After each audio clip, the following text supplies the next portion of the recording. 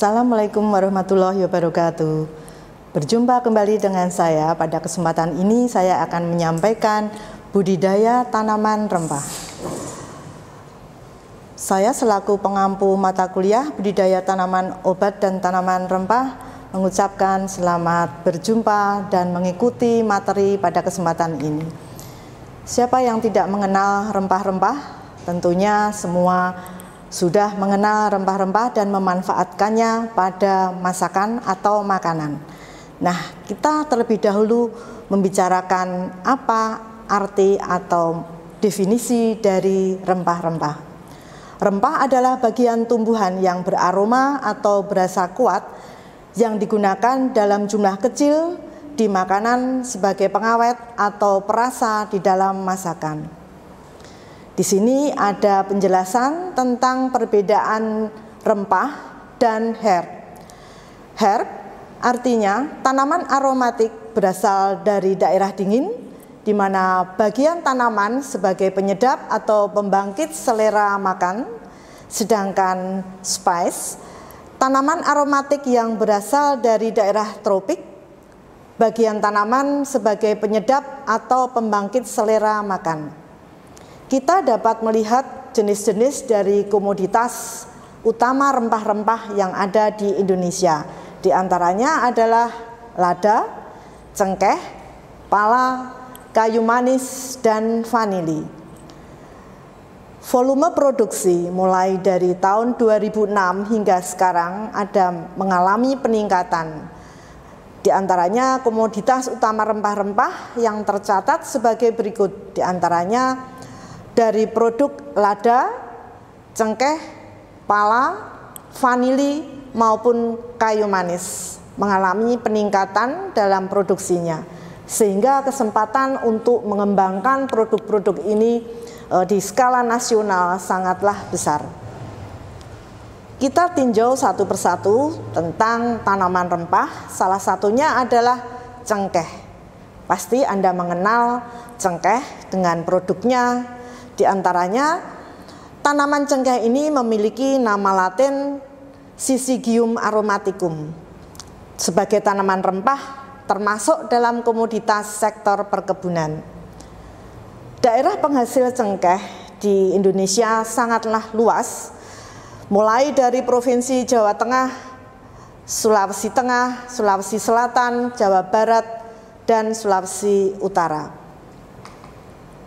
Kemudian cengkeh ini dianggap menghangatkan, menghilangkan rasa sakit setempat dari tubuh, mampu mengeluarkan angin sehingga orang-orang memanfaatkan produk cengkeh ini sebagai upaya untuk meningkatkan atau menjaga stamina kesehatan.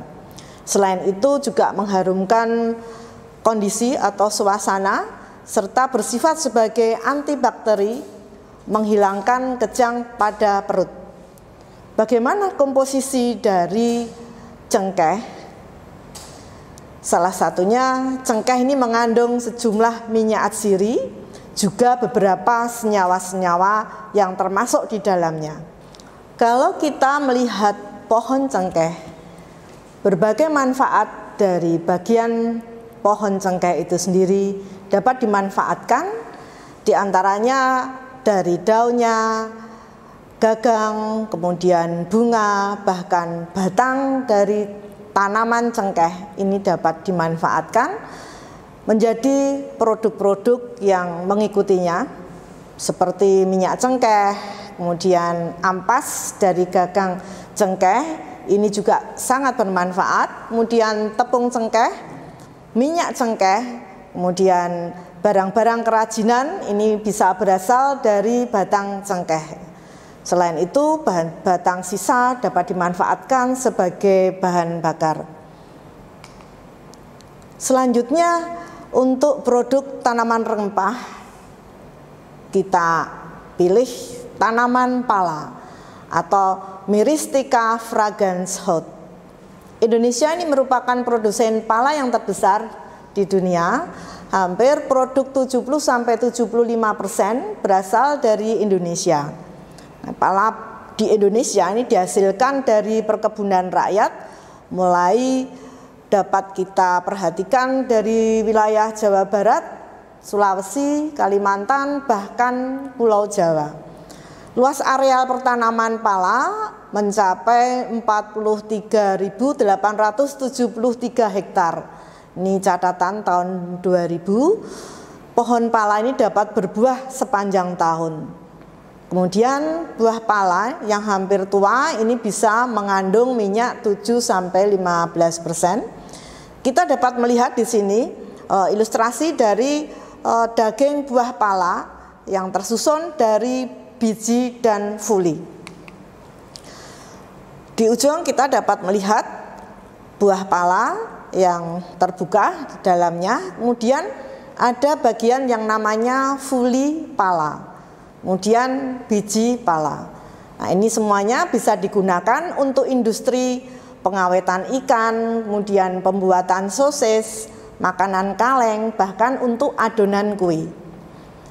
Kita dapat melihat dan memperhatikan bahwa 3 macam bahkan 4 macam dari produk tanaman pala ini sangat bermanfaat dan memberikan hasil ekonomi yang baik. Sebagai contoh, penyulingan biji dan fuli pala ini menghasilkan minyak atsiri dengan komponen minyak yang sama. Kemudian pengempaan biji maupun fuli menghasilkan nutmeg konsentrat. Sekilas kita dapat melihat bahwa apa saja kandungan dari pala. Kita bisa melihat bahwa komposisi yang terkandung di dalam biji pala itu terdapat kandungan lemak, energi, kalsium, kemudian vitamin, bahkan zat besi, dan karbohidrat maupun protein.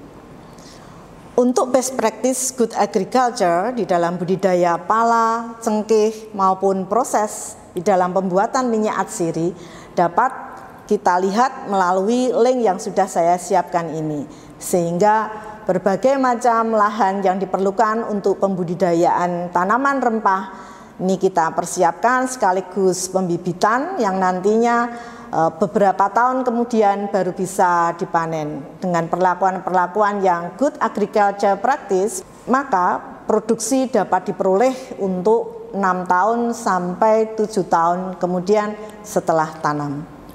Kita meninjau kembali untuk jenis tanaman rempah, diantaranya adalah tanaman lada. Lada atau Piper nigrum merupakan tanaman merambat atau memanjat yang membutuhkan intensitas cahaya sekitar 50-75%. Produk lada utama yang diperdagangkan adalah ada lada putih dan lada hitam. Bentuknya bisa utuh maupun dalam bentuk bubuk. Lada putih ini berasal dari Provinsi Bangka Belitung yang dikenal dengan sebutan Muntok White Pepper, dan lada hitam asal Lampung dengan sebutan Lampung Black Pepper. Sudah dikenal di pasar dunia sejak abad ke-12, sehingga berbahagialah kita yang berada di Indonesia karena memiliki berbagai macam jenis tanaman obat maupun tanaman rempah. Saat ini di samping kedua daerah tersebut, pertanaman lada terdapat di daerah Kalimantan Barat, Timur, Tengah, kemudian Sulawesi Selatan maupun Tenggara. Pada tahun 2000, Indonesia menjadi negara utama produsen lada. Kita harapkan semoga untuk tahun-tahun berikutnya kita dapat mempertahankannya. Kemudian kita bisa melihat bahwa tanaman lada yang menghasilkan produk lada ini sangat bermanfaat untuk berbagai aroma rasa di dalam makanan. Apalagi sekarang ini banyak dijumpai dengan perihal-perihal atau kebiasaan-kebiasaan. Saat ini banyak dijumpai kuliner, sehingga kehadiran dari produk lada ini memberikan manfaat tersendiri.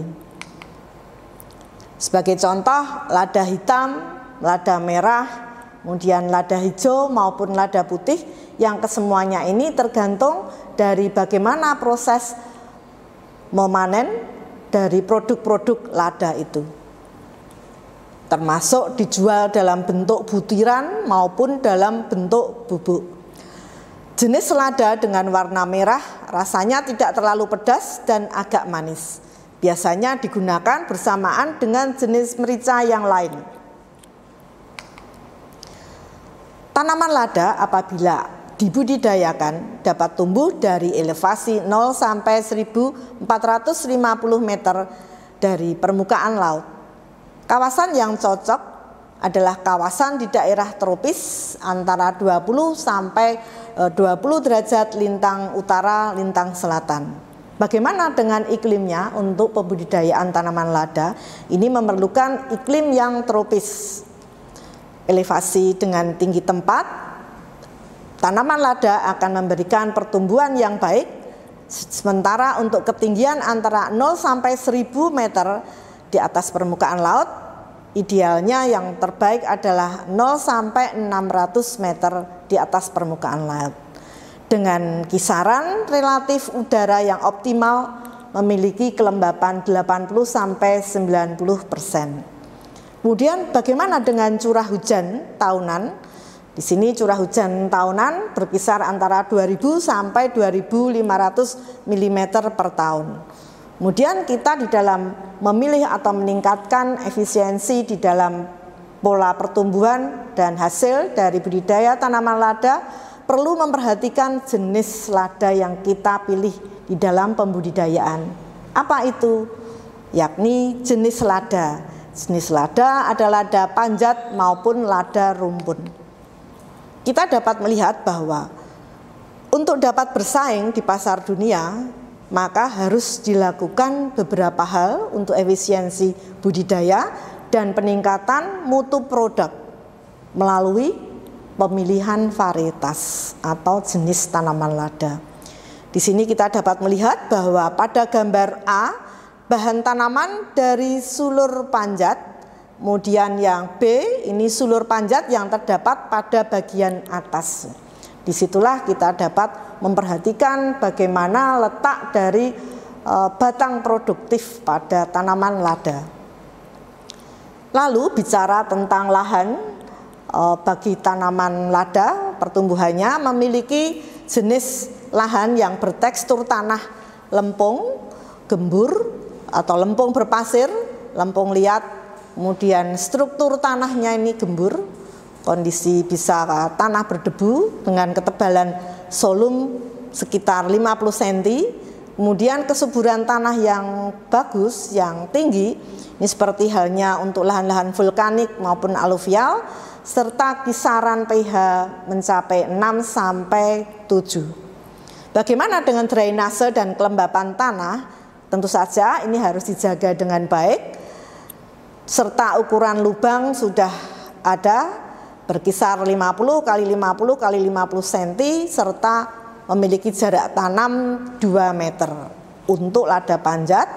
Kemudian agak sempit bagi lada rumpun, cukup 1 kali 1 kali 2 meter.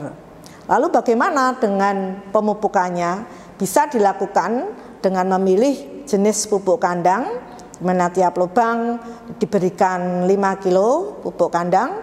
Kemudian untuk kebutuhan pupuk anorganik bisa menjadi kepentingan untuk keseimbangan pertumbuhan maupun hasil tanaman lada. Pada tahun pertama sebanyak 100 gram per pohon, kemudian meningkat sampai pada tahun-tahun berikutnya ada 400 gram. Kemudian dengan komposisi unsur serta pupuk anorganik berupa urea, TSP maupun KCl dengan komposisi 2-1-1.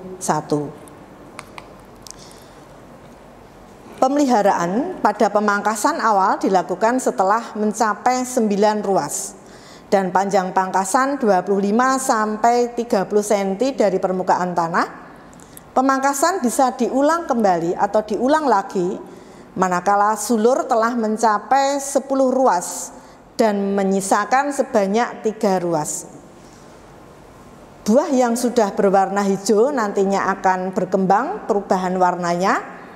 Setelah tua, berwarna hijau tua hingga warna kuning kemerahan. Perubahan warna ini bisa dikatakan sebagai pertanda bahwa lada ini bisa kita panen. inilah saat yang tepat untuk memetik buah lada.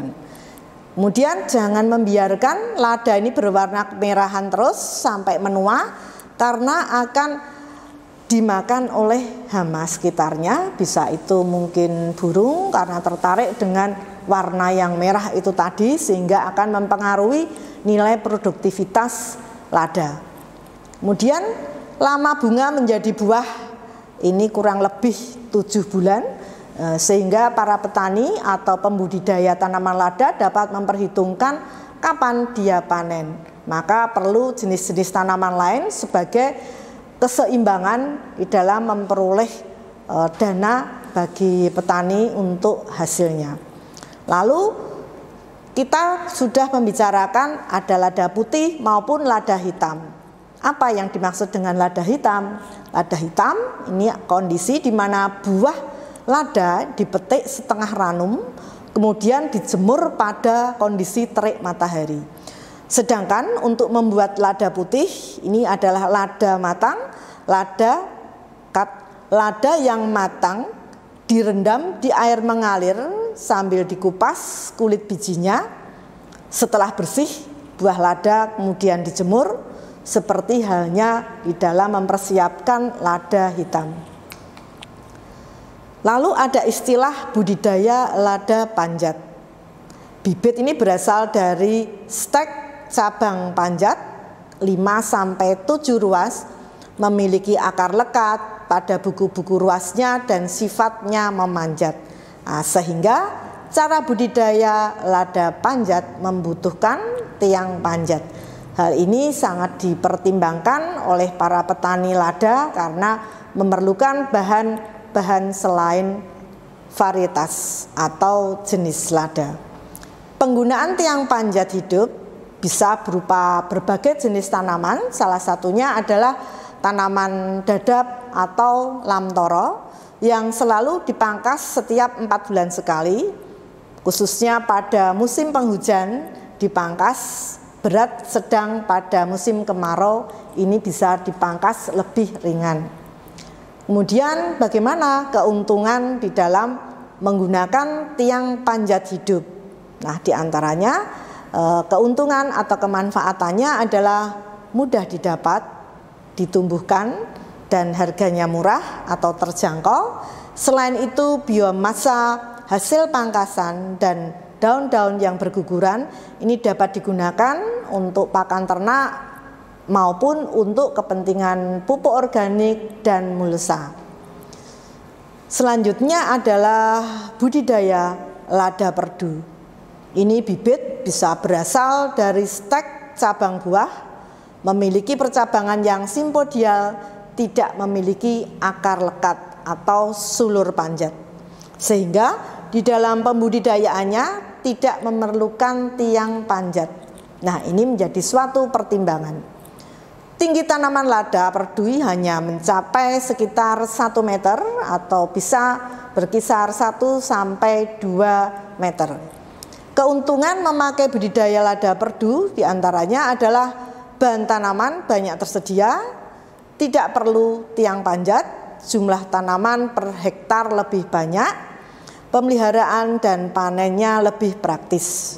Apabila pada kondisi lada biasa, kerapatan tanaman ini lebih dari 1.000 sehingga bisa mencapai 2.000 batang per hektarnya. Maka untuk lada perdu kerapatannya mampu mencapai 5.000 tanaman per hektarnya. Lalu bagaimana pada saat panen? Inilah hal yang sangat menentukan dengan kualitas produk. Ciri dan umur panen pertama yaitu umur 3 tahun kurang lebihnya, dengan ciri-ciri tangkai berubah agak kuning dan sudah ada buah yang masak berwarna kuning sampai kemerahan. Cara panen dilakukan dengan pemetikan dari buah bagian bawah hingga buah bagian atas dengan mematahkan persendian tangkainya. Kita dapat melihat di sini bahwa untuk proses produksi lada hitam, kita dapat memetik lada itu, kemudian kita cuci, selanjutnya kita masukkan di dalam mesin perontok dan di blensing sehingga dalam waktu 5-10 menit kita dapat mengeringkannya melalui alat ini, kemudian mensortasikan sehingga akan kita pilih dengan lada yang berupa produksi lada hitam.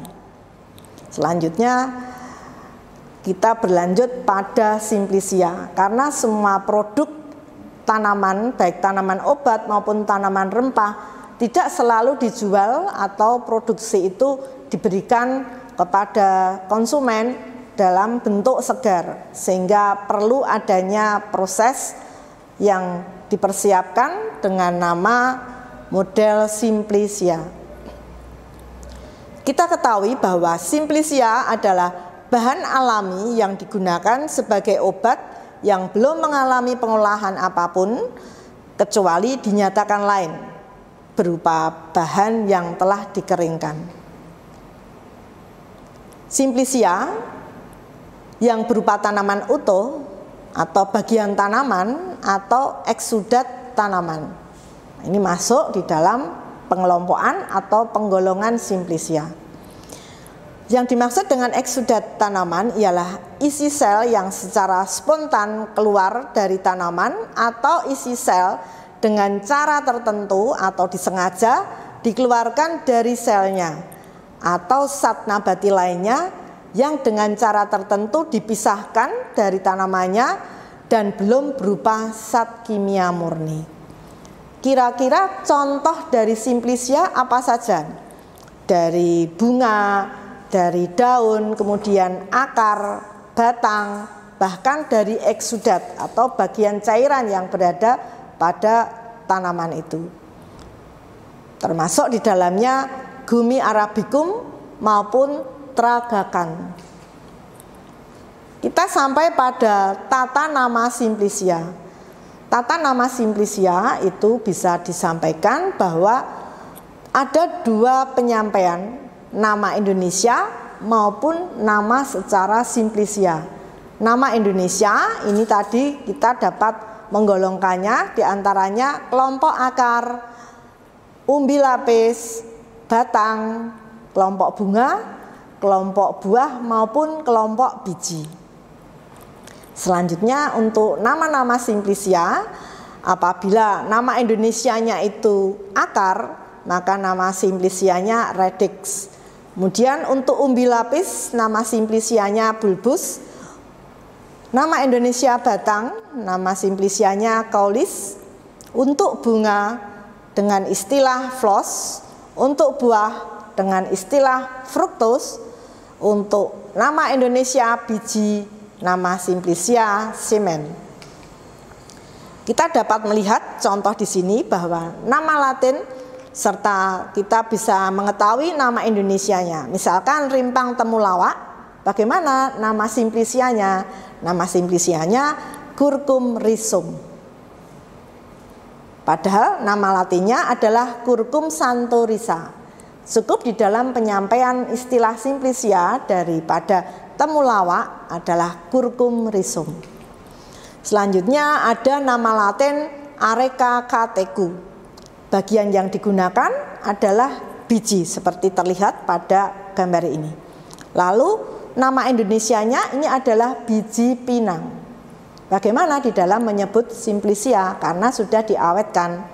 Nama Simplicianya adalah Aresa semen, karena bagian yang digunakan adalah biji.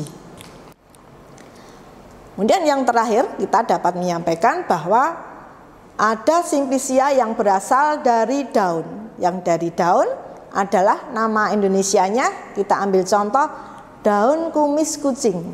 Lalu bagaimana di dalam menyebut Simplicia itu?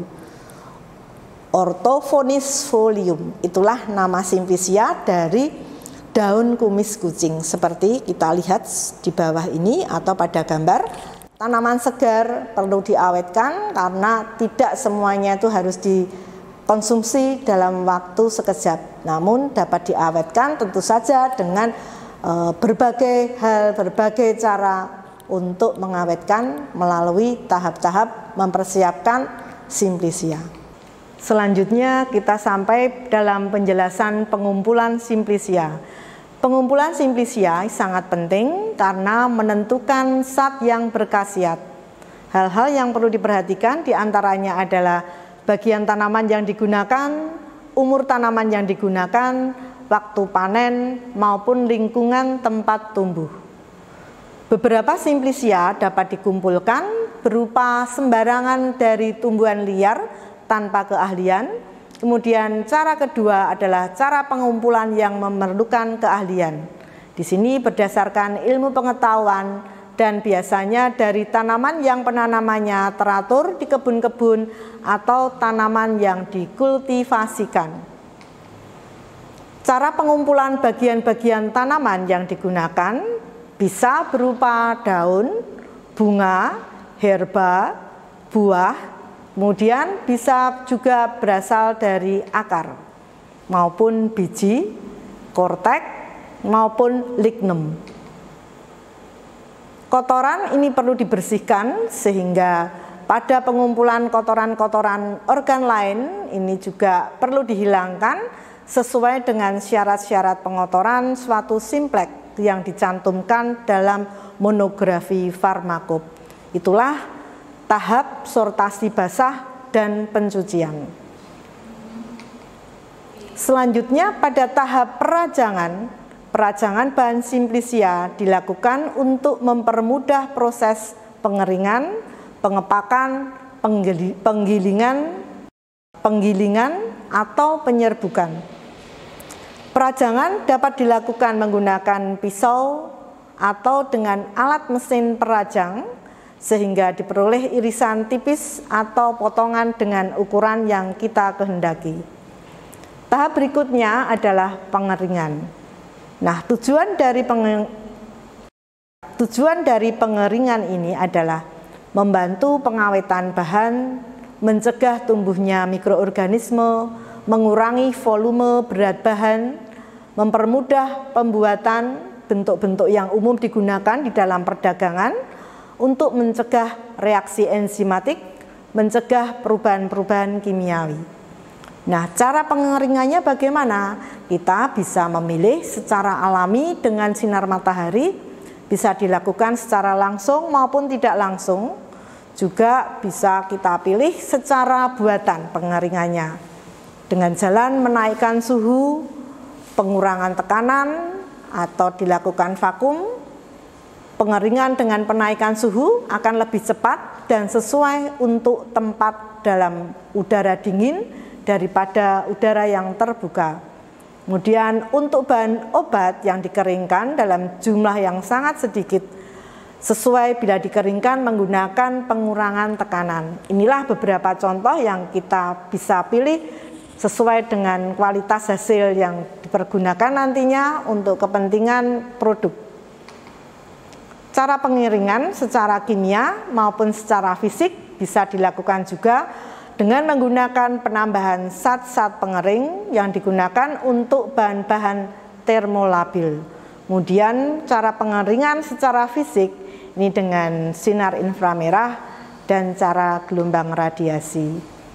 Selanjutnya adalah sortasi kering dan penempatan atau pewadahan maupun packaging.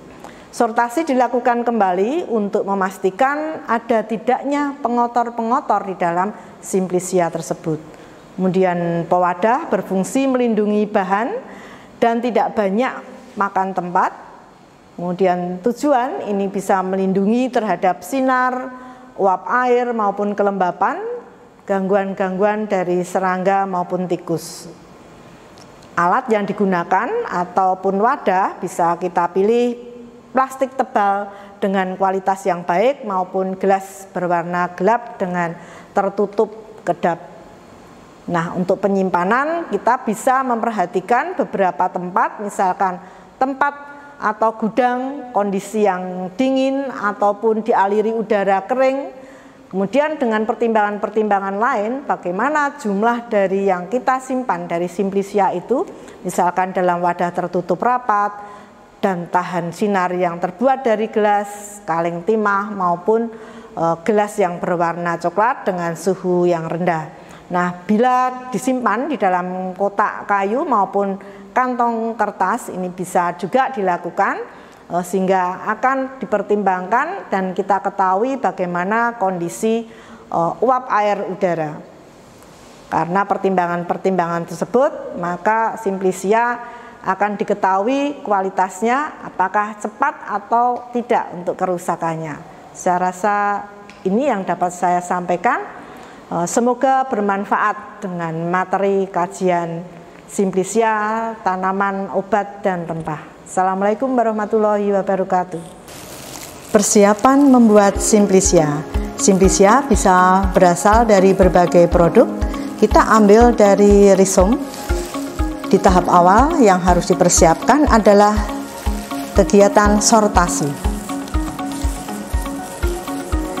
Kita mensortasi bahan produk segar, selanjutnya produk kita cuci,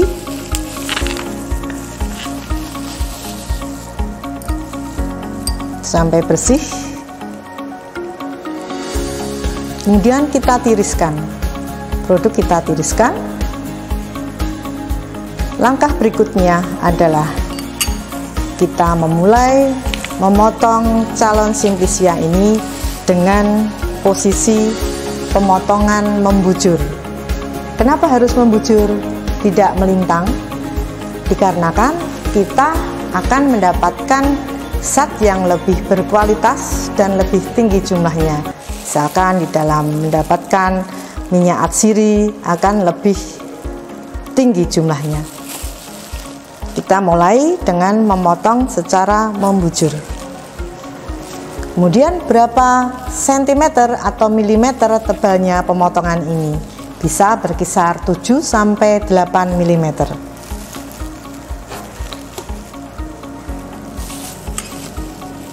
Selanjutnya, langkah berikutnya adalah kita perlu menimbang bahan Simplisia yang akan kita keringkan agar kita ketahui berapa berat dari bahan segar, dan nantinya kita akan menghitung berapa berat keringnya dari Simplisia ini. Mari kita menimbang berat segar dari Simplisia ini. Selanjutnya kita timbang bahan segar yang akan kita gunakan.